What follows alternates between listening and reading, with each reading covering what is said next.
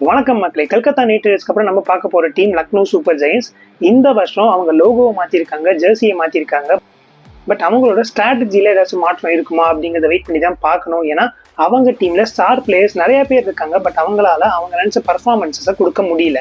சில மேட்சஸ் சூப்பரா ஆடுறாங்க, பட் அப்படியே ஆப்போசிட்டா மீதி மேட்சஸ்லாம் சொதப்பிடுறாங்க. இந்த வருஷம் let's hope they give their best. So அவங்களோட ஸ்குவாட்ல பெரிய சேஞ்சஸ் நடக்கல. அண்ட் இருக்கிற ஸ்குவாடை வச்சு அவங்களோட பிளேயிங் லெவன் என்னவா இருக்கும் அப்படிங்கிறத பார்த்தோம்னா, எனக்கு தெரிஞ்சு Mitch Marsh and Aiden Markram will open their batting order. ஏன்னா அது அவங்களுக்கு லாஸ்ட் இயரும் சில மேட்சஸ் சூப்பராக ஒர்க் ஆச்சு.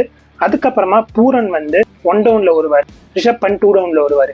ஸோ இந்த டாப் 4 பார்த்தீங்கன்னா பேப்பர்ஸ்ல செம்ம ஸ்ட்ராங்கா இருக்கு, டாமினண்டா இருக்கு. பட் அவங்க கன்சிஸ்டண்டா பர்ஃபார்ம் பண்ணாங்கன்னா கண்டிப்பா அவங்களால எல்லா மேட்சஸ்லயுமே ஒரு பிக் ஸ்கோரை ஆப்போனன்ட்ஸ்க்கு ப்ரொஜெக்ட் பண்ண முடியும். அது அவங்களுக்கு பெரிய பாசிட்டிவாகவும் அமையும். ஸோ இதுக்கப்புறமா ஆயுஷ் பதோனி, அப்துல் சமாத் அண்ட் ஷபாஷ் அஹமத் தான் அந்த 5, 6, 7 பொசிஷன்ஸ்ல வருவாங்க. ஸோ 8, 9, 10, 11ல நோக்கியா, ஷமி, ஆவேஷ் கான் அண்ட் திக்வேஷ் வருவாங்க.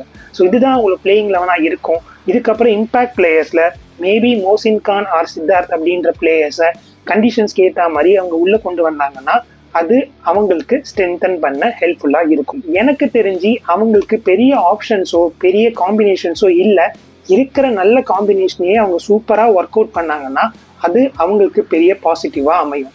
ஸோ வித் தட் செட் நம்ம நெக்ஸ்ட் வீடியோவில் பார்க்கலாம் எந்த டீமை பற்றி பேச போகிறோம் அப்படிங்கிறத நீங்கள் கெஸ் பண்ணிகிட்டே இருங்க. அதே மாதிரி லக்னோ டீமில் இருக்கிற உங்களோட சஜஷன்ஸையும் கமெண்ட்டில் போடுங்க. அவங்களால ஏன் அந்த அளவுக்கு பர்ஃபார்மன்ஸ் பண்ண முடியல, இல்லை பிளேயிங் லெவனில் எந்த மாதிரி அடிஷன் டிலீஷன் பண்ணால் நல்லாயிருக்கும் அப்படிங்கிற கருத்துக்களை கமெண்ட்டில் நான் சொன்ன மாதிரி சொல்லுங்கள். ஸோ நெக்ஸ்ட் வீடியோவில் பார்க்கலாம். அது வரைக்கும் stay tuned, take care and by.